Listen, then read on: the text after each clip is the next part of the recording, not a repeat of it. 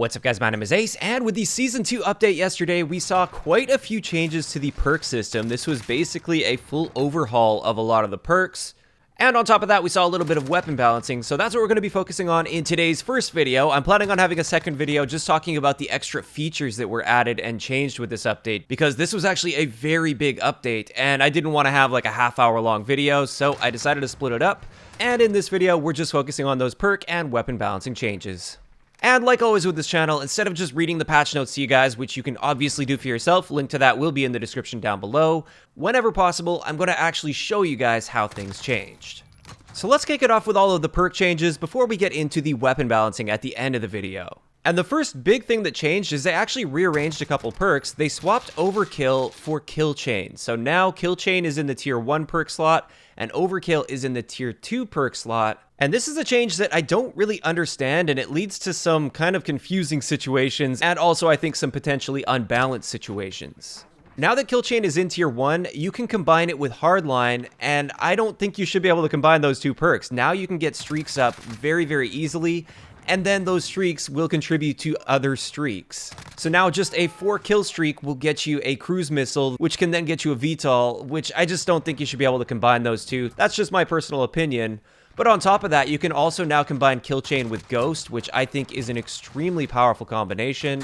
I do think previously Ghost is the one thing that was kind of keeping Kill Chain in check, and now that they don't compete with each other, it's not being kept in check. And finally, with having Kill Chain in tier 1, it doesn't actually seem to interact at all with Pointman. Pointman did get a buff, which we'll talk about in a little bit, but I did some testing in custom games, and it doesn't appear there's any benefit to running Kill Chain combined with Pointman. You're just wasting a perk slot at that point. So it doesn't really make much sense to have them in different perk slots. Now, I do understand what they were going for with Overkill. They wanted to give Overkill essentially a nerf, and now it's competing with the Ghost perk, so I kind of get that. But this leads to another issue where before this patch, if somebody wanted to use a Riot Shield combined with a primary weapon, like a shotgun for instance, then the big downside to that is they couldn't have EOD, so they were easy to take out with explosives. And I felt like that was a really balanced dynamic when it came to the shields.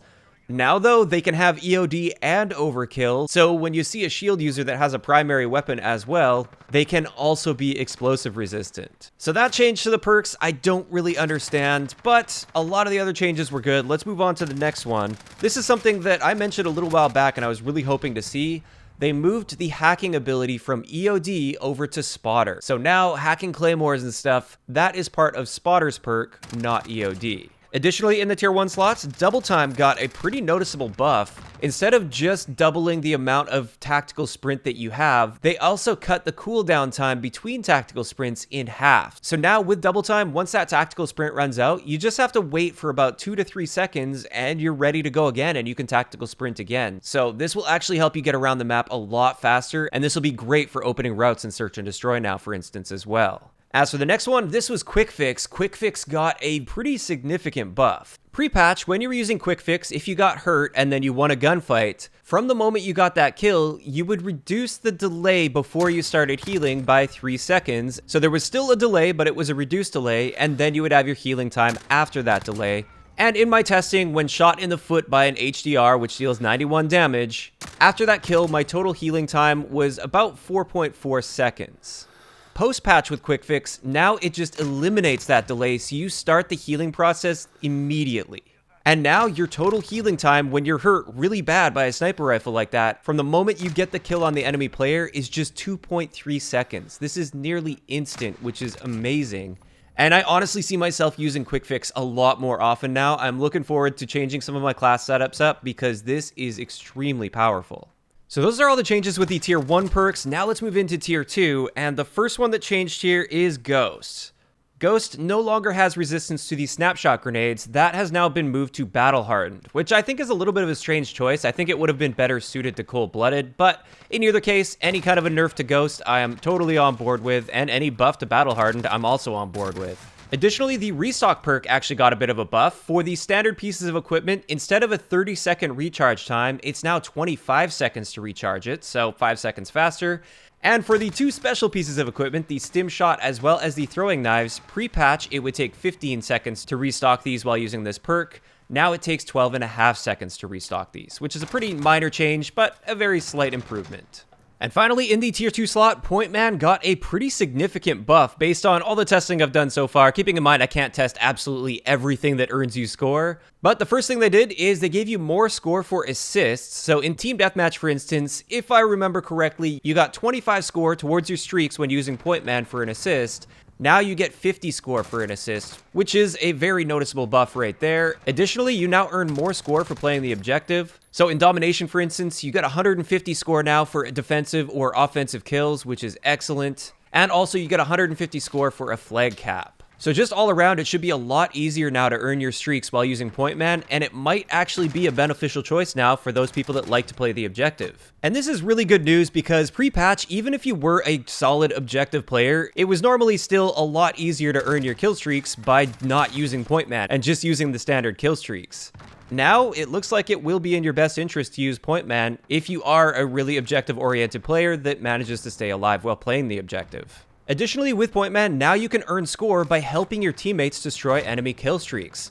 Previously, even if you dealt like 90% of the damage to a VTOL, for instance, but then one of your teammates decides to shoot it too and they just finish it off, you would get literally nothing for that. There would be no points, no score, nothing at all. Now, if you're using Pointman, you will get score for this, which is excellent. And also, one more thing that I'm pretty sure also got buffed with Pointman, but it wasn't mentioned. Although I didn't use Pointman enough pre-patch to confirm this with absolute certainty, when you get kill streak kills with Pointman, it's now worth the same amount of score as a kill with your gun towards your next kill streak. If I'm not mistaken, this absolutely wasn't the case pre-patch. I think if I remember correctly, you only got like 25 score per kill pre-patch with kill streaks. Now it's equal to a gun kill, and this is just another thing that points to the fact that kill chain and Pointman stacking makes absolutely no sense because you don't need kill chain stacked with Pointman in order for those kill streak kills to now count towards your next streak. So overall though, with this update, Pointman got a pretty massive buff, and I'm looking forward to playing around with it more because I do think it's going to be quite a bit easier to earn streaks as long as you're a relatively objective-oriented player. Now finally, let's move into the tier 3 perks, and Tune-Up got a little bit of a buff, and this is actually stated in-game as a 7% increase to the charge time reduction with Tune-Up, so you should be able to earn your field upgrades noticeably faster now when using Tune-Up compared to pre-patch.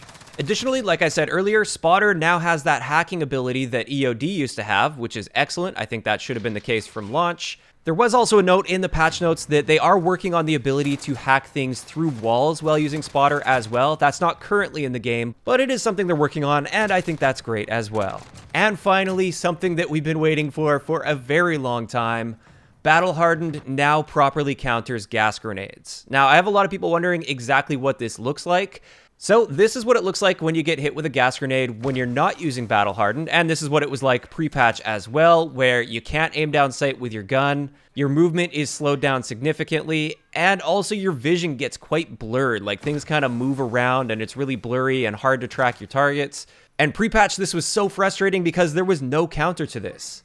Now let's have a look at what happens when you have Battle Hardened. And as you can see here, basically nothing happens. Battle Hardened is an extremely effective counter to the gas grenade. There is one thing though, you can't sprint in the gas even with Battle Hardened. And I think that's totally fine, so it's not a 100% perfect counter to the gas grenades, but it allows you to aim down sight, shoot, it allows your standard movement speed to be the normal movement speed, you don't have the crazy blurry vision. This is a significant improvement, and this makes Battle Hardened a much more viable perk to be using, and I'm so glad that there's finally a proper counter to the gas grenade. And with that, that finally wraps it up for all of the perk changes that we saw with this update, and that's some pretty significant changes. That's a pretty big overhaul to a lot of the perks in the game, and for the vast majority of those changes, I'm totally on board, and I think these are great steps in the right direction. I'm not really on board with the overkill and kill chain swap. That's the only thing about this that I'm kind of scratching my head about and I don't really understand, but pretty much everything else I think is great. Now, on top of these perk changes, there were a couple weapon balancing changes as well as a very slight change to the trophy system. You now deploy the trophy system a little bit faster, which is excellent. Unfortunately, I don't have pre-patch footage of this, but I can show you guys that you can now throw that trophy system out pretty quickly. Your gun is still down for a little bit, but it's much faster than it was before. But getting into the crossbow, they did make some adjustments to the crossbow. The first thing is now the explosive tip crossbow bolts will not get a one-shot kill on a Juggernaut, and this is really good news. The Juggernaut is the highest kill streak in this game, and you shouldn't be able to take it out with one shot from a standard primary weapon in the game. So that was a pretty big screw up, I think, when they added the crossbow. For those of you guys that are interested, this now takes you 11 shots with an explosive crossbow bolt in order to take out a Juggernaut, so it's not really a great weapon for doing that now. Now, on top of that, with the crossbow, they did slightly buff the reload time, so you are able to get the next bolt in about half a second faster. Pre-patch, without sleight of hand, it would take 3.5 seconds between shots. Now it's 3 seconds between shots. So, noticeable change, but it's not like a massive buff by any means. It's pretty minor.